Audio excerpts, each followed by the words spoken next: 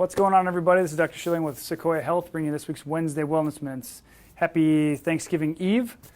For many of you, this would be the biggest party night of the year, and more appropriately, this would be the worst night of your sleep for the year, if that is indeed your MO, to go out and enjoy yourself this evening. People tend to overdo it because they think they don't have to work tomorrow. At any rate, this is about sleep, and sleep is probably one of the most important things you can do for yourself. I tried to break this down into 5 simple concepts and ideas that you can use to maximize your sleep and improve it, because literally you could talk about this for days. So let's just simply talk about, first and foremost, adequate sleep. Generally speaking, if you're getting less than 5 hours of uninterrupted sleep, you're going to start operating on the equivalent brain function of a 0.08 blood alcohol level. So that means you were drunk. So if you get less than 5 hours uninterrupted, you're going to be walking around like a drunken zombie. And you might not be having any alcohol in your brain or your body, but it'll affect you like the same way. So keep that in mind. If you're getting less than 5 hours uninterrupted, I mean, for those parents with newborns, obviously forget about it. It's not gonna happen. For any of you who know, we all know, those of us who are parents. But ideally, get between 7 and 9 hours. And there's so much argument about what it is, and kids need 14 hours to 10 to 14 hours, and seniors need 7 to 9. And some people say I feel fine on 6, and whatever. Well, ultimately, what you want to do is study your sleep and figure out when your rhythm is. If you can, on the weekends, sleep without an alarm clock and figure out when you wake up and when you feel the most rested, that's the most important thing you can do for yourself, is figure out what your rhythms are. Like, I sleep in an hour-and-a-half increments. So if I sleep around 7.5 hours, that's ideal for me. I wake up and boom, I'm gone. If I wake up at 6.5 hours or even more than 7.5, I tend to be groggy. But you got to figure out what that is for you, because everybody's different. Just like what you put in your mouth, right? I need more complex carbs, and some people I need less fats than other people. It just depends. You have to experiment. There's no hard and fast rule, although people like to think there's a hard and fast rule. Consistency matters. If you're not sleeping at the same time every night and you're not getting up at the same time every day, it's going to mess up your sleep. And if you happen to be one of the people who work night shifts, well, that's a whole other story, because that is just contrary to your brain's function, especially this time of year where it's dark out. Well, it's 6 o'clock now. It's been dark for probably an hour almost. We're December 21st through the 23rd, or something like, 22nd through the 25th is like the shortest days of the year, and then guess what? The sun starts rising on the 25th after that, Of course, in religious circles, it's Christ is born, and the sun starts to rise again, but in, astrological sense, it starts going up again. That's interesting how they all dovetail together. Anyway, I digress. Exercising is probably one of the best ways you can get better sleep. I had an interesting conversation with one of our participants recently where they were challenged with changing their exercise cycle, and what I tried to help them understand is, if you go to bed at between 9 and 10, you get up between 5 and 6, and you exercise first thing in the morning, you are going to do so much good for your brain. It's like miracle grow for your brain. It's called brain-derived neurotrophic factor, and it's like sprinkling a little bit of pixie dust on your brain, all of a sudden it just works better. You're going to increase your hormones, you're going to get better sleep at night, and you're going to get just a better metabolism, okay? One of the biggest problems with lack of sleep is people start gaining weight. Their bodies don't detoxify, their brains don't function very well. It's been estimated that your brain shrinks like 60% when you're in your sleep. It's like a sponge and just squirts out all the garbage. Therefore, if you're not sleeping, you're not losing the garbage in your brain, which means it's going to accumulate and your brain's not going to function very well, which is not good for anybody. Especially certainly not driving heavy machinery or buses or things like that, but even cars and things like that, and operating in your job. It's not great for your peak performance. So look for your sleep patterns, understand what your patterns are, get enough sleep so you can function your best and feel your best, and also get up at the same time, go to bed at the same time. It's really important. Environment is another critical one. So step number 2 in this is getting your environment right. First, you got to get enough sleep. And then once you get that adequately established, get the environment right. Okay, so other than moonlight and starlight, when we're out on the ground as hunter-gatherers, there were no lights, right? Your alarm clock didn't have a light on it. Your night light didn't have a light on it. Like, all these kids have night lights and they're afraid of the dark and stuff like that. That's a deeper issue, okay? Get them accustomed to sleeping in the dark at the very beginning of their life. And if you don't have that, just start weaning them onto it, okay? For the short guys. For us, we adults, we need to make sure, if you can get blackout curtains, get blackout curtains. If you can't get blackout curtains, get an eye mask, right? It's pretty, good Lord, you can go to Bed Bath & Beyond or any one of these places and get one for $5 and put it on your face. it may not stay on your face the whole time, but at the very least, you're going to get some quality sleep with it on. There's some argument about sleeping positions and what pillow you have and stuff like that, but literally, look at a kid which can fall asleep in any position, anywhere, at any time. They don't need pillows. They could sleep on the ground on a hard concrete slab and they're just fine, okay? Adults put way too much attention on like my pillow or this pillow or that pillow, and it's got to have a curve and does it have a curve and how much am I propped up and this and that. Oh my God, get rid of the pillow, okay? Just lay on your back. Problem is most of us have too much tension in our body and we're holding on to too much stress. As a result, when we sleep in positions, our body can't relax. So like say you sleep on your side and you don't have enough pillow or prop under your neck and your head starts to fall and you got just this rigid neck because of all this toxins and your lymph is not draining out, then your pillow might be a problem, but it's really not the problem, okay? So temperature, 70 degrees is about the ideal temperature for any Homo sapien and any human being walking, talking, and breathing. You don't want to sleep warmer than that. I remember when I was in the Peace Corps in New Mexico and it was like 95 at night and I had a ceiling fan going. I was laying there like, oh my God. You know, in the winter at least you can put on clothes here, but when it's hot like that, you can't take anything more off, but you can't take your skin off, right? You're sitting there just drenched in sweat. Your bed's just, it's just nasty. Anyway, 70 degrees is your sweet spot, okay? Get it a little bit colder than that.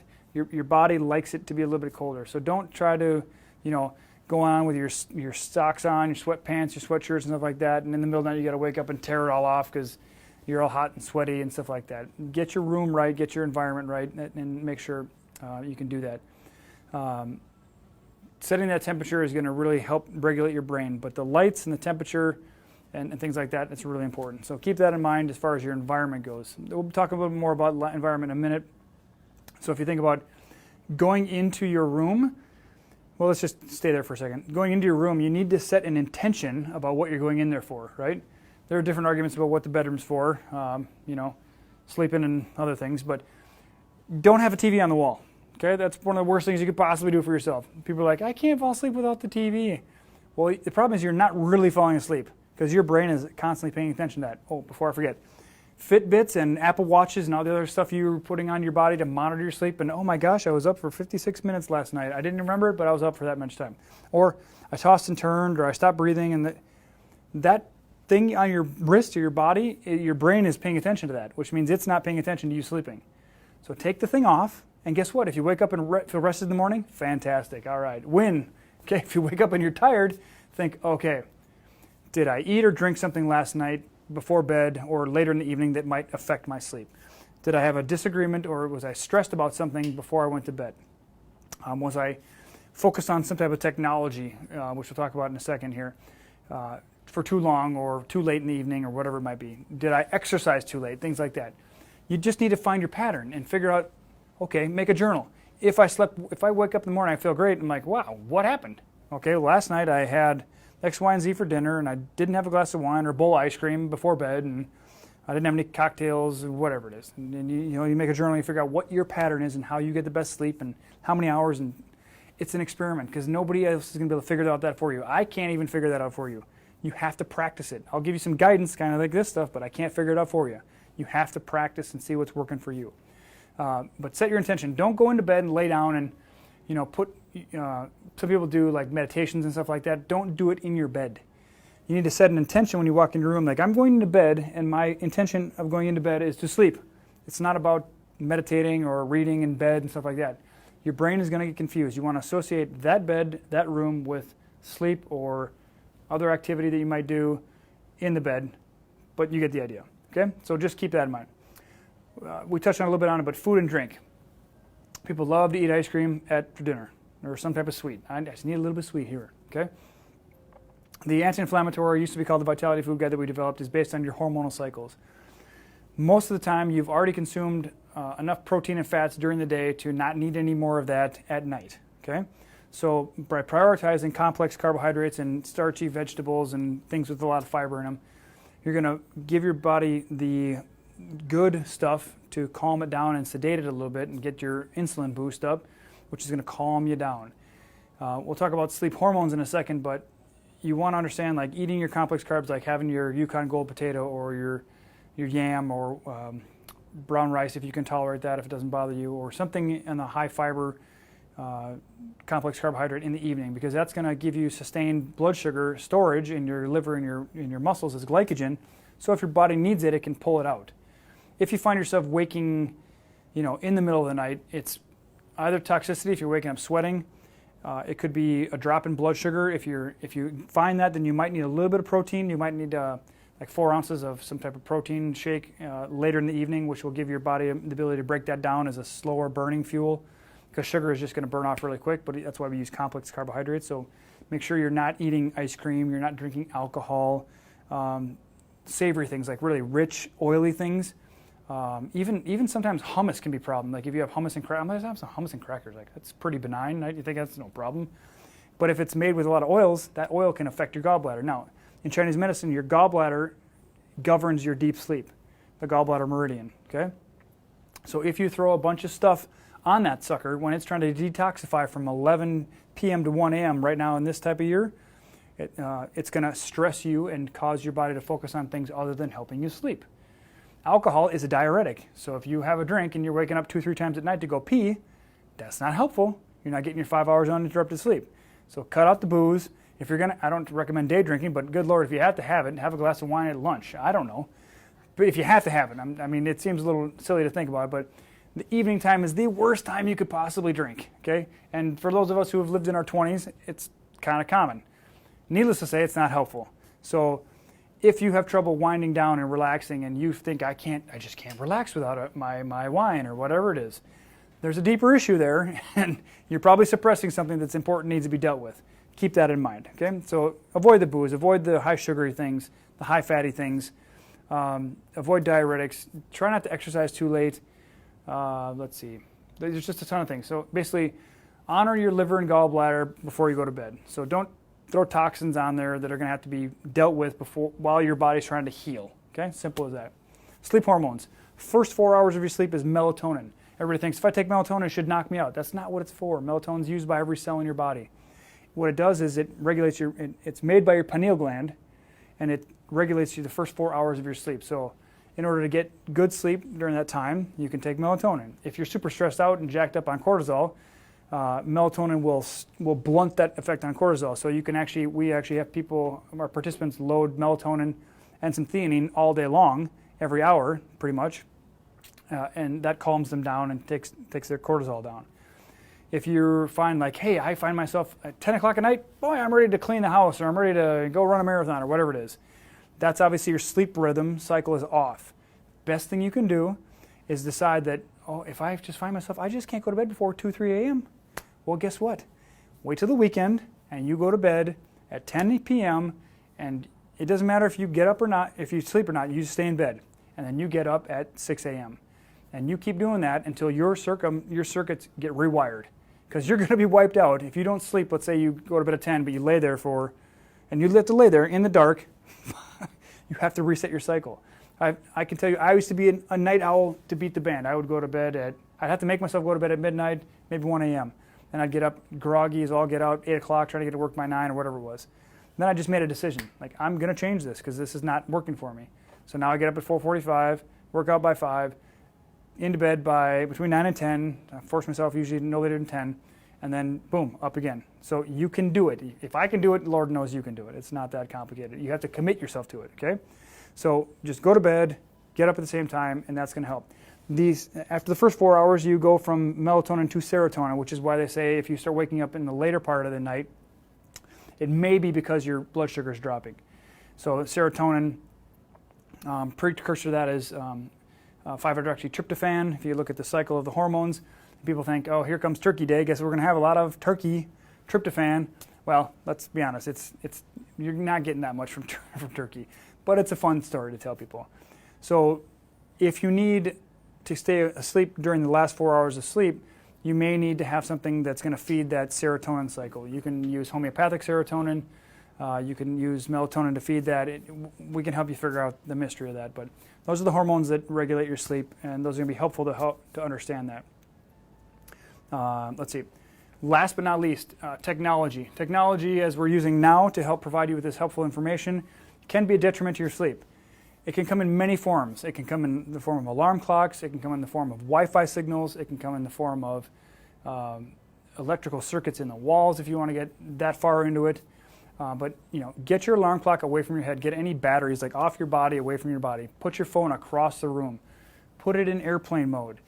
If you have an Apple phone, you can put it in night shift. You can put your computer in night shift. You can, I don't know about Samsung, but I'm sure there's Androids out there. They have some type of function at this point, because if you look at the dashboards of a lot of vehicles in the cars, a lot of them are blue lights, because blue lights are very stimulating to the pineal gland. And it says, okay, your sleep-wake cycle, I'm going to stimulate you so you stay awake. Okay, so what happens is that blue light arouses your brain and keeps you awake, which is not good for your sleep.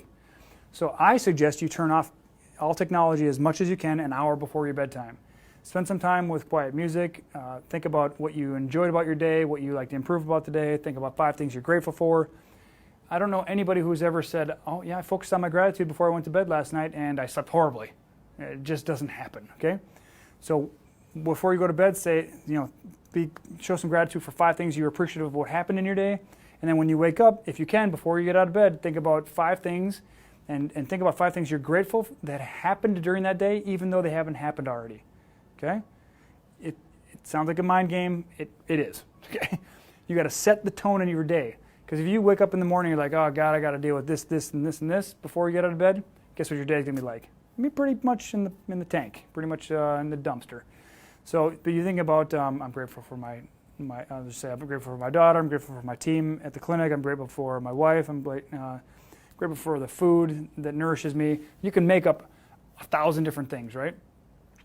Use your list, make up your list so you can focus on what you enjoy and what brings you pride and happiness. Let's see. Anything else?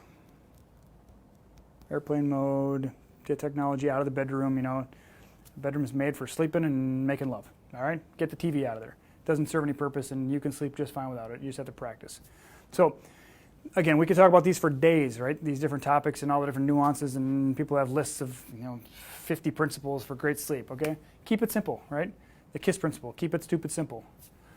Keep it simple, get your environment right, get your temperature right, nourish your body right, and stop stimulating your brain with technology. Pretty simple.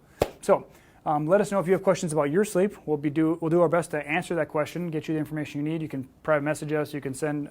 It's better if you comment below, because then people can see your comments and we can comment and other people can benefit from your ideas and your thoughts. It's just helpful that way. What are we going to talk about next week, Anissa? We've got a bunch of stuff. So there's Lyme disease and co-infections, detox 1 and 2, allergies, travel remedies. We got a whole list of people just firing these things off. So we appreciate your help, because it provides us the opportunity to give you the information you desire, and you can help your loved ones enjoy their life better. Give a shout out to Anissa for her birthday on Friday. Party at her house. I'm not giving you the address, but at any rate. All right, yeah, so we have a regenerative cellular therapy seminar, workshop, we'll call it a workshop, where we're going to provide valuable information on how you can avoid surgeries, unnecessary surgeries, natural joint pain relief without need for amputations or cortisone shots, which tear down your joints and stuff like that. That's on December 10th, 6:30 p.m. to 8 p.m. There's a Facebook event for it. Let us know if you're interested. Bring one of your loved ones.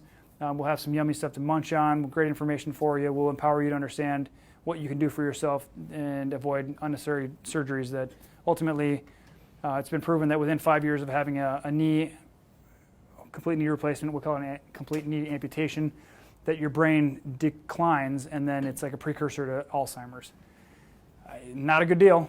Not a good deal. Just avoid it altogether. So if you've been told you're bone on bone, if somebody you loved has been told you've been bone on bone, or you have no choice but surgery, just think about when you go to a used car lot, what do you expect them to try to give you? It's called a used car. If you go to a surgeon, what are you looking for a recommendation for? Oh, that knee's just fine. You're going to be fine. Just keep it. No, you're going to get a recommendation for a surgery, for God's sake. So if you want to keep your joint, which we recommend you do, keep your original manufacturing parts, shall we say, keep them. There are things you can do for yourself. We'll talk about them at the seminar. All right? For now, have a wonderful Thanksgiving. Happy Thanksgiving to you and your loved ones, and we will look forward to seeing you next week for the Wednesday Wellness Minutes. Take care, everybody.